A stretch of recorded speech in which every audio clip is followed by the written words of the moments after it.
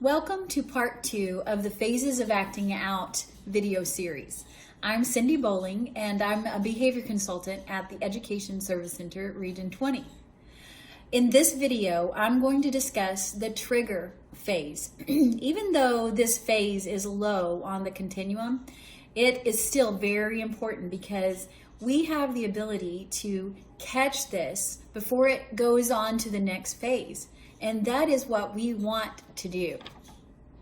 During the trigger phase of the continuum, a student or child may become frustrated for many different reasons. These are antecedents to a behavior. And so we may not have even seen the antecedent or the trigger that caused this behavior. During challenging times and seasons, we need to remember that these times may themselves be a trigger for a child. In addition, we could be frustrated ourselves too, and it might be difficult for us to remain in control of ourselves. What we don't want is our behaviors, to become a trigger or a precipitating factor or setting event for our child's behavior.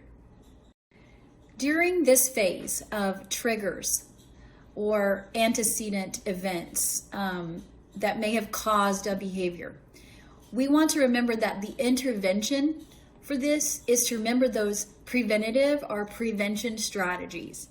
Firstly, we need to focus on and reinforce what the child is doing right. Remember, we see what we want to see and we see what we are looking for. When we look for those behaviors that are going right, we will see them. And we need to focus on that and reinforce that. I'll talk a little bit more about that in a minute. Next, we want to increase the opportunities for the child to experience success. Allow them to be the teacher or to complete a task that you know they are good at. This will build and increase their self-confidence, the self-esteem of the child. Listening empathically is crucial. It can really make the difference in the relationship with your child or student if you're a teacher, especially when you're having to change your role if you're a parent to a teacher role.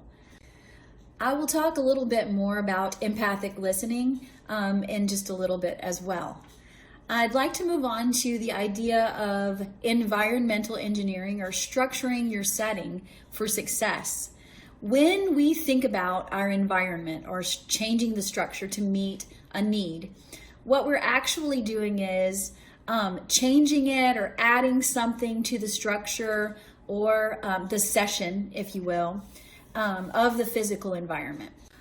One structure example would be to make a change in the schedule in which the child completes his or her assignment or task that's the least favorite to do first or earlier, when it's usually at the end of the day. An environmental example could be that instead of doing the lesson or the activity inside at the dining table, maybe we take that outside if the sun is shining, if it's a nice day, to promote success with that activity. Maybe we change the setting into the outdoors. It could also be as simple as adding music to the environment. Something is changed in the setting or the environment to help the success of the student. As Benjamin Franklin said, an ounce of prevention is worth a pound of cure. Earlier, I had mentioned that I wanted to revisit the idea of focusing on what's going right or what the child is doing right and reinforcing that or building on that success. This is definitely a skill that can be practiced and built. When we focus on what's going right as opposed to what's going wrong, it opens up the possibility of having and building positive relationships, self-confidence and self-esteem. It also can change pathways in our brain when we start doing something and focusing on something in a different way. I'm going to add a link to a video on neuroplasticity that I think you guys will enjoy. It's kind of like flipping a switch in your brain and going in a different direction. I also wanted to expound a little bit on empathic listening because it is a skill as well. It's an active process of discerning, listening to what a person is saying. In order to listen empathically, we need to practice a few things. Listening carefully to what's being said, as well as the feelings and thoughts that are around that.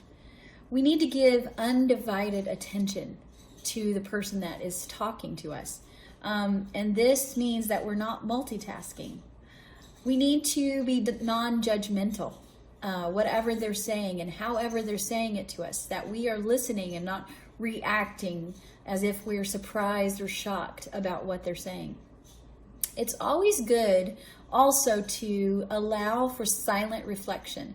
Sometimes that can be challenging because we may know the answer. We may know what they need to do, but we're going to guide and direct and impact their behaviors and not just give them a solution. Finally, we want to restate and paraphrase what we hear them saying so that we can validate and confirm what they are actually trying to tell us. In the next video, I will discuss phase 3 of the acting out continuum. Thank you.